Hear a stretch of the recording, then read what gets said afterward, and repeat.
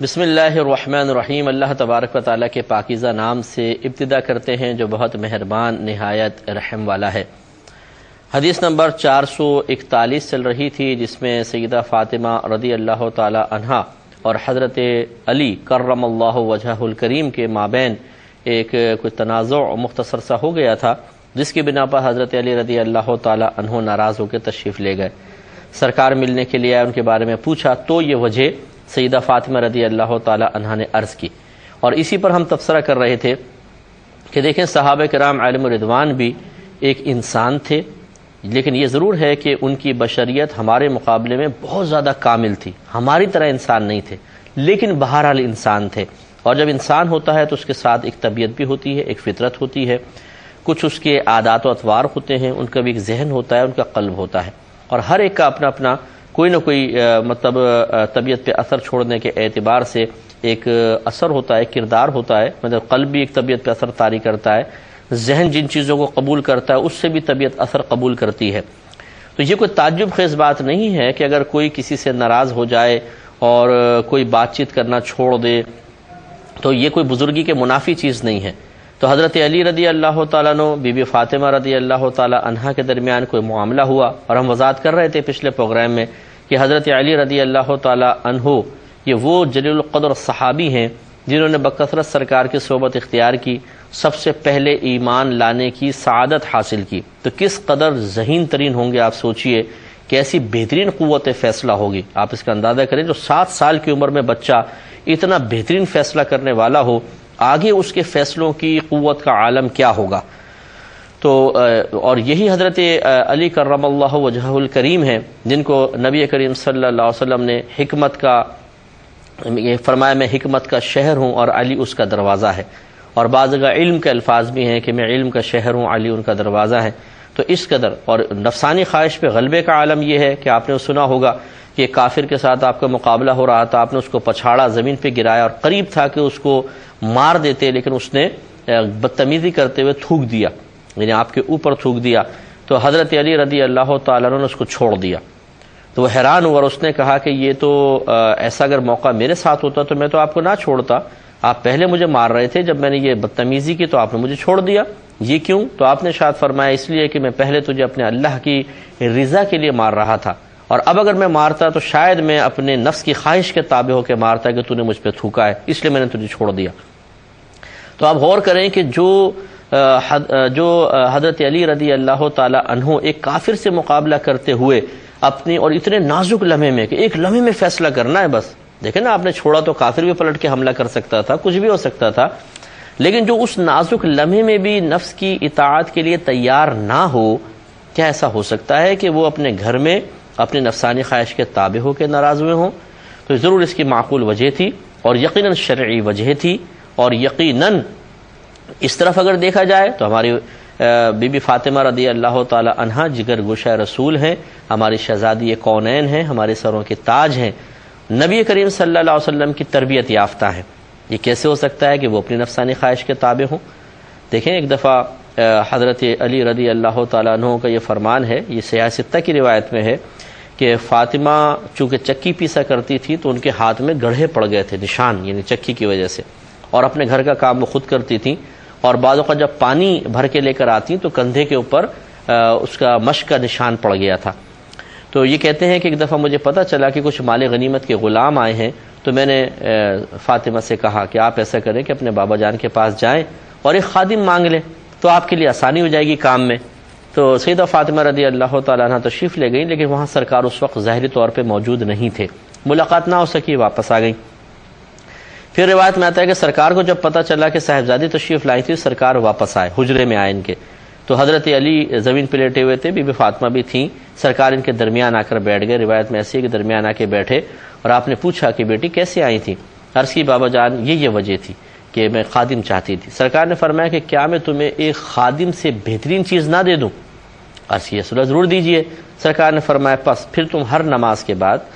33 مرتبہ سبحان اللہ، 33 مرتبہ الحمدللہ، اور 34 مرتبہ اللہ اکبر کہہ لیا کرو، یہ تمہارے لیے غلام حاصل کرنے سے بہتر ہے۔ تو جواب میں بی بی فاطمہ رضی اللہ تعالیٰ نے عرض کیا، یا رسول اللہ اے بابا جان، اے اللہ کے رسول، میں اس پہ دل سے راضی ہوں، تو آپ اندازہ فرمائیں کہ جو اس قدر اپنی خواہشات کو قربان کرنے والی ہوں، اس طرح اطاعت گزار ہوں، کیا ہو سکتا ہے کہ ان سے کوئی نفسانی خواہش کی وجہ سے ایسا ہوا ہو؟ نہیں۔ تو خلاصہ کلام یہ، میں اتنی وضاحت اس لیے عرض کر رہا ہوں کہ اس قسم کے احادیث کو سننے کے بعد ان کے نفوس قدسیہ کے متعلق کوئی منفی خیال دور سے بھی نہ گزرے۔ یہ ان کے آپس کے معاملات تھے ہمیں، لیکن چونکہ حدیث میں آیا اور اس میں اچھے نکات تھے، اس لیے میں نے اس کو بیان کیا۔ اور اب یہ تھوڑا سا غور کیجئے، جو میں بار بار آپ کو عرض کر رہا ہوں کہ ہمارے ہاں ایک الگ ہی پتہ نہیں عجیب و غریب بزرگی کا تصور قائم کر دیا گیا ہے، جس کو میں 100% غلط نہیں کہہ رہا ہوں، میں اس کو یہ چلے 1% بھی غلط نہیں کہہ رہا ہوں، لیکن بہرحال بعض اوقات حقیقی معیار وہ نہیں ہوتا جس کو ہم سمجھ رہے ہوتے ہیں۔ حقیقی معیار جو ہمارے ہاں، مطلب یہ آج کل جو معیار بن گیا ہے وہی ہے کہ بس خاموش رہیں، باتیں نہ کریں، سب سے الگ تھلگ رہیں، ہونٹ ہلتے رہیں، مسجدوں میں جا کے بیٹھ جائیں بس، اور کسی سے میل جول سب ترک کر دیں تو ہم کہیں بزرگ ہیں۔ ایسا نہیں ہے کہ نارمل لائف انسان گزارے، لیکن وہ نارمل لائف ایسی ہو اس میں گناہ نہ ہو، اللہ کی نافرمانی نہ ہو، اور فرض واجب سنت موقدہ تو پوری کرنی پڑیں گی۔ اسی طرح ان کے مخالف حرام مکروہ تحریمی اور سنت موقدہ کے ترک سے ہمیں بچنا بھی ہوگا۔ باقی اس کے علاوہ جتنا آپ کر سکتے ہیں اتنا آسانی سے کوئی وظیفے وغیرہ نبھا لیں، ورنہ نہ بھی کریں تو کوئی گرفت نہیں ہے، بس پھر اپنے نارمل لائف گزاریں، اپنی بیوی بچوں کے ساتھ اچھا سلوک کریں، ماں باپ کے ساتھ اچھا سلوک کریں، اپنے کام میں دیانتداری سے آپ وقت دیں۔ دیکھیں بعض اوقات ہم سمجھتے ہیں ایک شخص مسجد میں بیٹھا ہوا ہے اور ذکر الہی کر رہا ہے، ایک نوجوان اپنی ڈیوٹی پوری کر رہا ہے، آفس میں ہے، فیکٹری میں ہے، ہم کہتے ہیں یار یہ افضل ہے جو مسجد میں بیٹھا ہوا ہے۔ اور میں آپ کو گارنٹی سے کہتا ہوں کہ اگر آپ قرآن و حدیث کا مطالعہ کر لیں تو بعض صورتوں میں یہ افضل ہوگا جو آفس میں کام کر رہا ہے، اس لیے کہ کسب معاش کرنا یہ بہت بڑی عبادت ہے، اپنے بیوی بچوں کو ہاتھ پھیلانے سے روکنے کے لیے کوشش کرنا بہت بڑی عبادت ہے۔ ہم عبادت کا مفہوم سمجھتے ہیں نماز پڑھنا، روزے رکھنا، زکوٰۃ دینا، دروشی وغیرہ پڑھنا، ہاتھوں پہ قرآن پاک کی تلاوت کرنا، تہجد، چاش، اشراق، لیکن یہ سوچتے نہیں ہیں کہ جو کسب معاش ہے، کسب حلال ہے، یہ بھی بہت بڑی عبادت ہے۔ وہ نوجوان عبادت کر رہا ہے، بہت بڑا عابد ہے، بہت بڑا عابد۔ تو یہ الگ بات ہے کہ ہم اس کو عبادت کی نگاہ سے نہیں دیکھتے، بلکہ ہم یہ سمجھتے ہیں جی یہ تو دنیا کما رہا ہے۔ تو میں نے آپ کو پہلے بھی حدیث سنائی تھی کہ ایک دفعہ سرکار صلی اللہ علیہ وسلم صحابہ کرام کے ساتھ بازار میں تشریف لے گئے، تو صحابہ نے دیکھا کہ ایک نوجوان بازار میں بڑا مستعد نظر آ رہا ہے، ادھر کا سامان ادھر، ادھر سے ادھر۔ تو صحابہ کرام کی زبان سے نکلا کہ کاش اس کی یہ کوشش اللہ کے راستے میں ہوتی۔ تو رحمت کونین صلی اللہ علیہ وسلم نے ارشاد فرمایا کہ اگر یہ نوجوان اس لیے بھاگ دوڑ کر رہا ہے کہ اپنے آپ کو تنگ دستی سے بچائے، اپنے گھر والوں کی ضرورتیں پوری کرے، ان کو دست سوال دراز کرنے سے بچائے، یعنی کسی کے سامنے ہاتھ پھیلانے سے بچائے، تو اس کی یہ کوشش اللہ کے راستے میں ہے۔ اور اگر یہ اس لیے کوشش کر رہا ہے تاکہ اپنا مال بڑھائے، خوب مال جمع کرے، دوسروں پہ فخر کرے، تو اس کی یہ کوشش شیطان کے راستے میں ہے۔ معلوم ہوا کہ اگر ایک نوجوان، ایک مسلمان کسی کاروباری مقام پر ہے، کسی جاب کی جگہ پر ہے، آفس میں ہے، فیکٹری میں ہے، اور دیانتداری سے کام کر رہا ہے اور نیت اچھی ہے کہ میں جو یہاں سے روزی مجھے ملے گی میں اس سے رزق حلال اپنے گھر والوں کو کھلاؤں گا، تنگ دستی سے بچوں گا، کسی کے سامنے ہاتھ نہیں پھیلاؤں گا، تو پھر یاد رکھیں وہ عبادت میں ہے، مسلسل اس کو عبادت مل رہی ہے۔ تو معلوم یہ ہوا کہ یہ زندگی کا حصہ ہے۔ میاں بیوی میں کبھی کبھار نوک جھوک بھی ہو جاتی ہے، ناراض ہو جانا ایک دوسرے سے کوئی مسئلہ نہیں ہے، ہمیشہ نفسانی خواہش کے تابع نہیں ہوتا ہے، اگر ہوتا تو حضرت علی کرم اللہ وجہہ الکریم ایسا کبھی بھی نہ کرتے۔ یہی وجہ ہے کہ سرکار نے نہیں فرمایا، دیکھیں ذرا غور کیجئے گا کہ ہیں ناراض ہو گئے، بزرگ اور ناراض، اللہ کے ولی اور ناراض، یہ تو کبھی نہیں ہو سکتا، ایسا تو نہیں ہونا چاہیے، نہیں کچھ بھی نہیں کہا سرکار نے، کیونکہ ہمارے نبی کریم صلی اللہ علیہ وسلم ہمیں یہی تعلیم فراہم کر رہے ہیں کہ ہم انسان ہیں، ہم بشری تقاضوں کے ساتھ ہی زندگی گزاریں گے، اور یہ بشری تقاضے اگر ہمارے سامنے، ان بشری تقاضوں کا کوئی اثر ہمارے سامنے ظاہر ہوتا ہے تو یہ انسان کی بزرگی کے منافی نہیں ہے۔ اب سرکار نے فرمایا کہ اچھا جاؤ دیکھو وہ کہاں ہیں، بتایا جی وہ مسجد میں سوئے ہوئے ہیں۔ آپ کو یاد ہوگا یہی ہمارا باب تھا کہ مرد کا مسجد میں سونے کا باب۔ اس سے معلوم ہوا کہ اگر کوئی اعتکاف کی نیت کر کے مسجد میں سو جاتا ہے تو مسجد میں سونا کبھی کبھار، ہم نے پہلے بھی وضاحت کر دی، کبھی کبھار سو جانا یہ احترام مسجد کے منافی نہیں ہے، سو سکتے ہیں، ہاں اس کی عادت نہ بنائی جائے اور احتیاط کے ساتھ ہو، ایسا لباس پہن کے نہ سوئیں کہ بے خیالی میں کھل جائے اور ستر ظاہر ہو جائے، جیسے تہبند ایسا پہن لینا کہ جو خصوصاً جن کو پہننے کی عادت نہ ہو، جیسے حاجی حضرات ہوتے ہیں احرام وغیرہ پہنتے ہیں، جنہوں نے پہلے کبھی پہنا ہی نہیں ہے تہبند، ان کو بڑی دقت ہوتی ہے اور ستر کی حفاظت کرنا بڑا مشکل ہو جاتا ہے، ران کھل جاتی ہیں، گھٹنے کھل جاتے ہیں اور بڑے پریشان ہو جاتے ہیں۔ اب ایسے جو حاجی ہیں انہیں تو بالکل نہیں چاہیے کہ وہ مسجد کے اندر سوئیں، کیونکہ بے احتیاطی کے اندر ران کھل جائے گی، گھٹنے کھل جائیں گے، لوگوں کی نگاہ پڑے گی، گناہ گار ہوں گے۔ تو ایسا لباس نہیں ہونا چاہیے، اور بالکل صحیح سلیقے کے ساتھ، یہ نہیں کہ بیچ کمرے میں جا کے ہال میں لیٹ گئے، اب جماعت کا ٹائم ہونے والا ہے اور سو رہے، صحیح سائیڈ میں آرام سے، اگر کوئی وقت بہت ہی زیادہ ضروری ہو تو جا کے باہر انسان احترام مسجد کا اور آداب مسجد کا خیال کرتے ہوئے سو سکتا ہے۔ تو سرکار صلی اللہ علیہ وسلم کو بتا دیا گیا کہ وہ ہیں، تو سرکار خود تشریف لائے۔ اب یہ سرکار کے دیکھیں عاجزی ہے، انکساری ہے، اللہ کا نبی ہے، اشارہ کر دے تو پہاڑ پیچھے پیچھے چلنے لگے۔ سرکار ارشاد فرماتے ہیں میں ان پتھروں کو جانتا ہوں جو میرے اعلان نبوت سے پہلے جب میں ان کے پاس سے گزرا کرتا تھا مجھے سلام کیا کرتے تھے،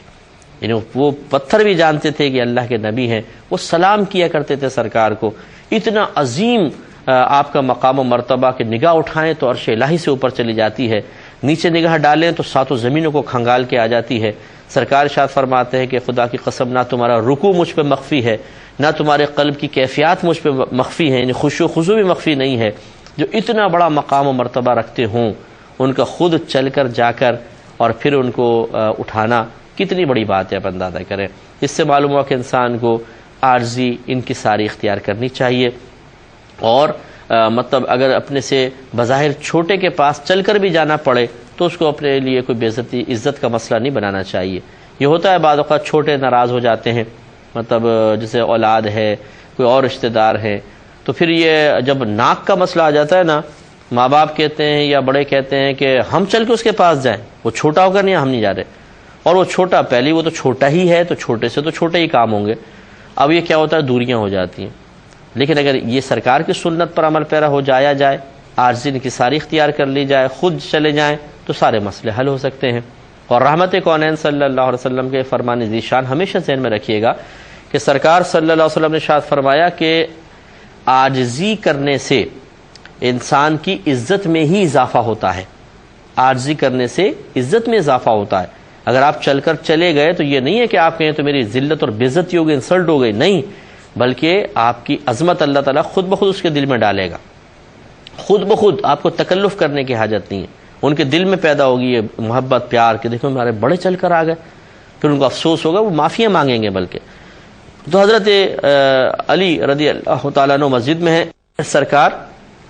بنفس نفیس تشریف فرما ہوئے اور آ کر دیکھا تو کمر مبارکہ پر مٹی لگی ہوئی ہے، تو سرکار نے پیار سے پھر مٹی صاف کر رہے تھے سرکار، اور فرما رہے تھے ابو تراب اٹھو، ابو تراب اٹھو، قم ابا تراب، قم ابا تراب، سرکار نے ارشاد فرمایا۔ تو دیکھیں یہ پیار ہے، محبت ہے، اپنائیت ہے، اس کا اظہار ہے۔ تو سرکار کا کہ خود اپنے دست مبارکہ سے مٹی کو صاف کرنا کتنی بڑی بات ہے۔ اور یہ تاریخ الخلفاء میں لکھا ہے کہ حضرت علی رضی اللہ تعالیٰ عنہ جب کوئی آپ کو علی کہہ کے پکارتا تھا اتنے خوش نہیں ہوتے تھے، لیکن جب کوئی ابو تراب کہہ کے پکارتا تھا تو بہت خوش ہوتے تھے اور فرماتے تھے مجھے ابو تراب کہو، کیونکہ میرے نبی کریم صلی اللہ علیہ وسلم نے مجھے یہ کنیت عطا فرمائی ہے۔ تو اس سے معلوم ہوا کہ ہمارے جو بزرگان دین تھے ان میں بھی آپس میں کبھی کبھی پیار محبت کے ساتھ ساتھ کچھ ایسے معاملات ہو جاتے تھے۔ پہلی بات تو یہ کہ ہم انہیں تنقیدی نگاہ سے نہ دیکھیں، دوسری بات یہ کہ اس کو نارمل لائف کا حصہ سمجھیں اور بزرگی کے منافی نہ سمجھا جائے، خلاف نہ سمجھا جائے، تو سب کچھ اپنی جگہ پر ٹھیک رہے گا۔ اللہ تعالیٰ ہمیں سمجھنے کی توفیق عطا فرمائے، آمین۔ وآخر دعوانا ان الحمد للہ رب العالمین۔